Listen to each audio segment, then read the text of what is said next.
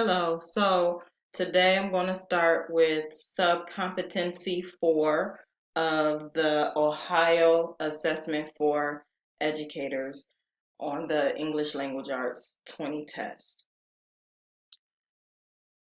The sub-competency 4 is recognizing the historical, social, cultural, regional, and technological influences that have helped shape the English language.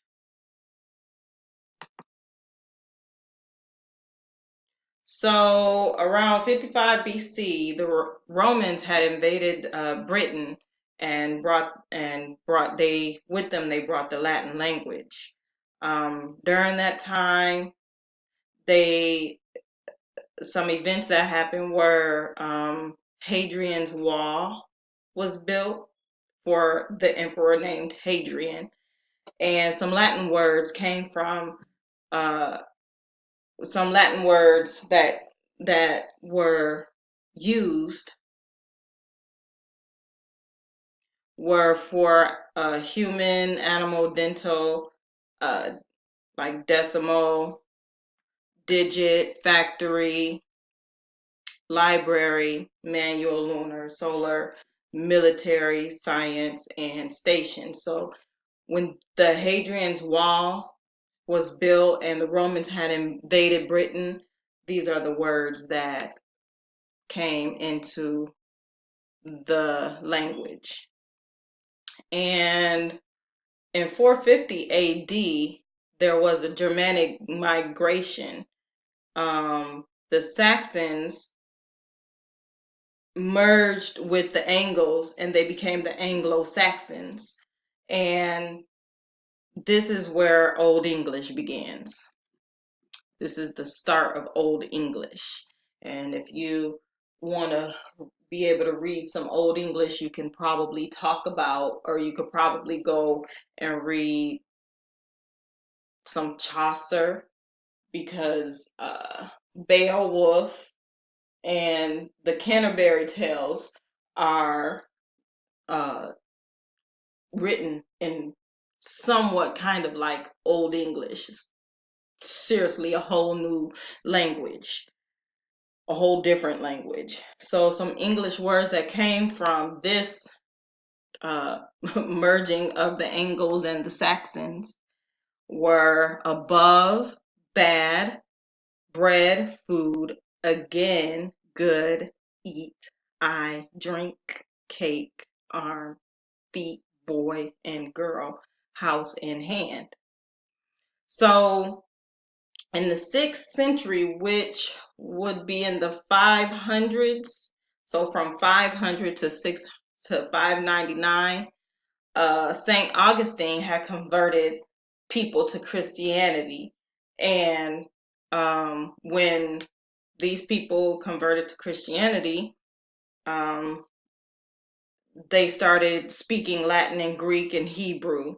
And so Greek only has a 6% influence on the English language. So some Greek words are basic, cinema, geometry, politics, technology, climate, economy, history, idea, and democracy, of course. So, um, and then in the 8th to the 11th centuries, which would be from 700 to 1099, which you know that the year 1099 is a very special year. No, it's not 1099. I'm thinking of taxes. I'm sorry, 1066. Um, the Vikings came, and so they brought some Old Norse and Middle English and Dutch. And in 1066, the Normans had invaded. So some French words that we use every day are beef, liberty, journey, very people, pork, and veal.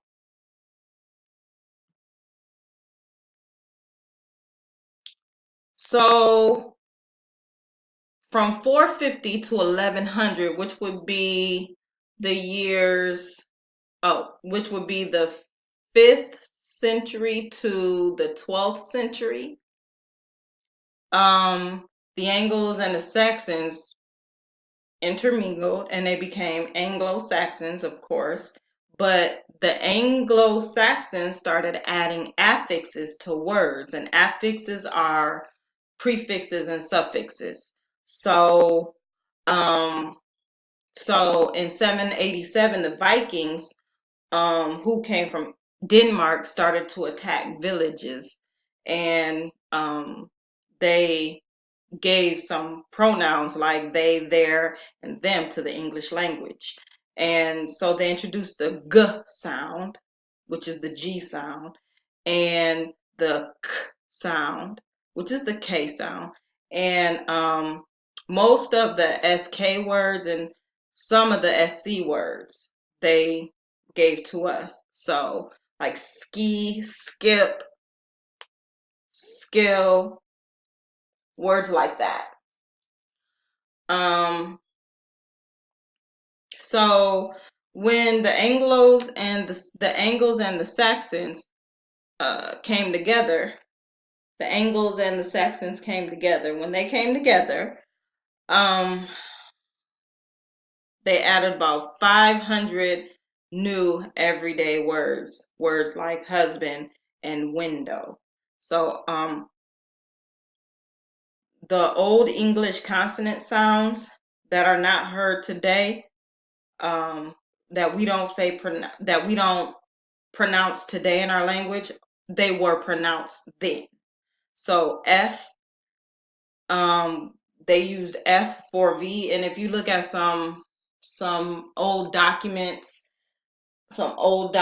even early American documents, you'll see that some of the writing, they'll use a F instead of a V. It's crazy. You've got to see it.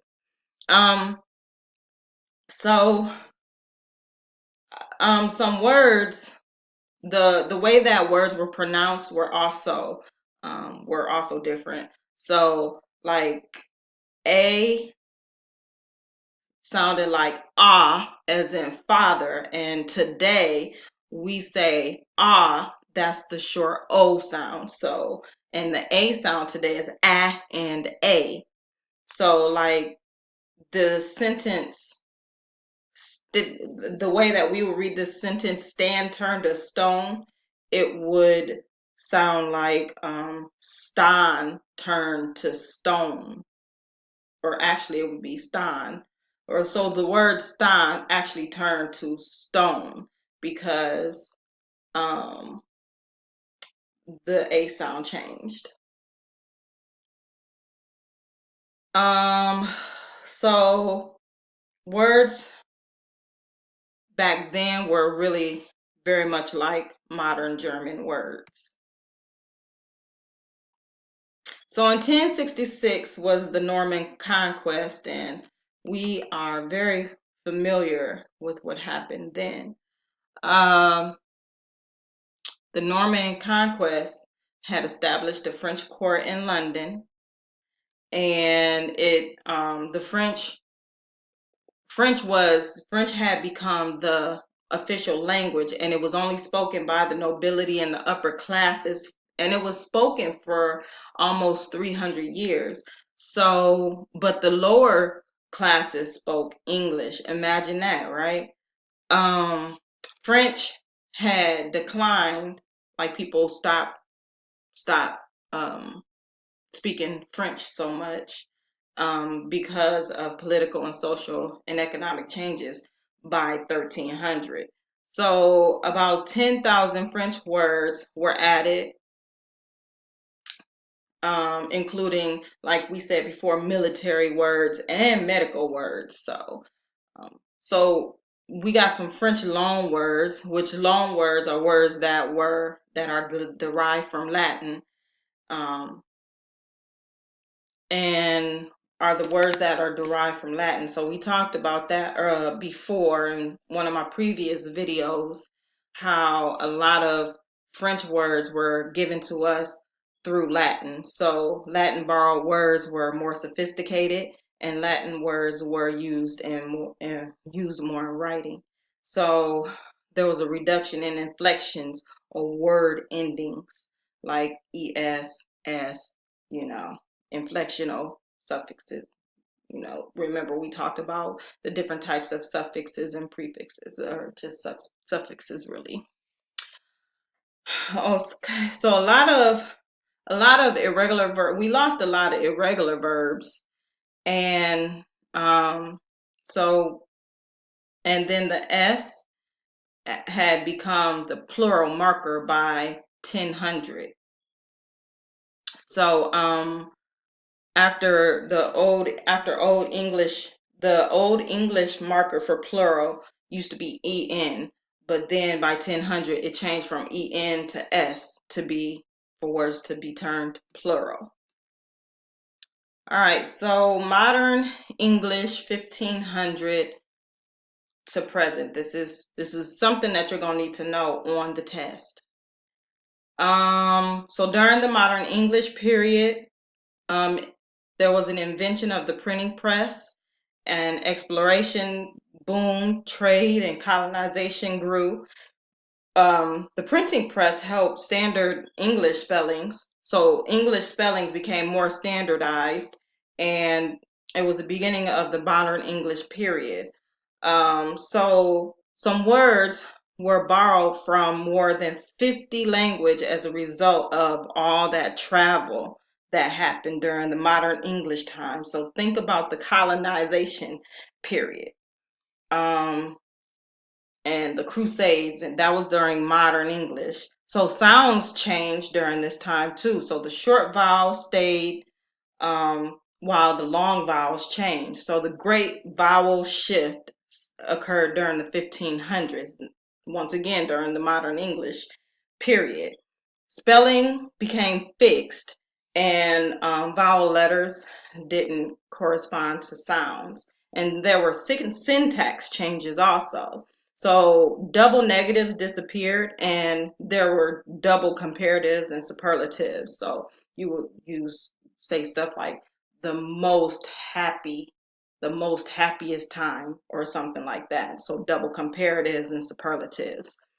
All right, so using ER and ES to form comparatives and superlatives, um, in shorter words, and more or most with longer words became the standard after Shakespeare's time. So we're going to move on to subcompetency 5 next time.